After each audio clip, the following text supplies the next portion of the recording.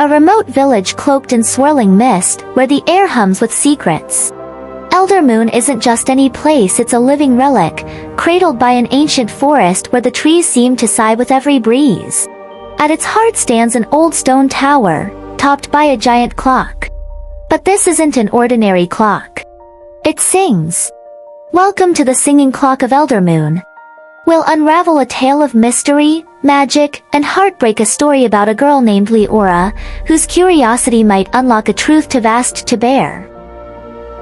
Eldermoon feels like a place time forgot. The villagers rise with the sun, tend their crops, and live by one unspoken rule: stay away from the clock tower after dark. Legend says that centuries ago, a stranger named Eldrick arrived in Eldermoon. Tall, gaunt, with eyes like storm clouds, he carried a leather satchel full of tools and a weight no one could name. He built the clock in silence, hammering gears into place as if his life depended on it. When it was finished, the first notes rang out at dawn, a melody so beautiful it brought tears, yet so mournful it chilled the soul. Every morning since, the clock sings. Villagers call it a blessing, but the elders whisper darker tales. It's a warning, old Marta once said, her voice trembling as she clutched her shawl. That song, it's hiding something.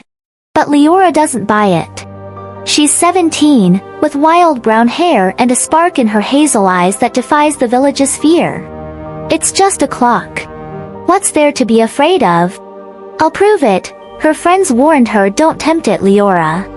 But her curiosity burns brighter than their caution. The night is cold, a full moon hanging heavy in the sky. Liora slips out of her cottage, a flickering lantern in her hand. The village sleeps, but the tower looms ahead, its shadow stretching like a warning. The tower door groans as she pushes it open. Inside, the air is thick with dust and the faint scent of oil. The wooden stairs spiral upward, creaking beneath her boots. At the top, she enters the clock chamber and freezes. Giant bronze gears turn in slow, hypnotic circles. At the center, a blue crystal pulses with light, each beat echoing in her chest. Then it happens, the clock sings. But this isn't the dawn melody. It's a chorus of whispers, faint and overlapping, calling names. Erin, Torin, Mara. And then, clear as a bell, Isla, her mother's name. Mama? Is that you? Leora's hands shake as she steps forward, eyes locked on the crystal. In the corner, she spots a dusty book, its leather cover cracked with age. She opens it, and Eldrick's spidery handwriting greets her. This clock sings for the souls of the lost. It holds them close, but it never lets them go. Liora sinks to the floor, the book cradled in her lap.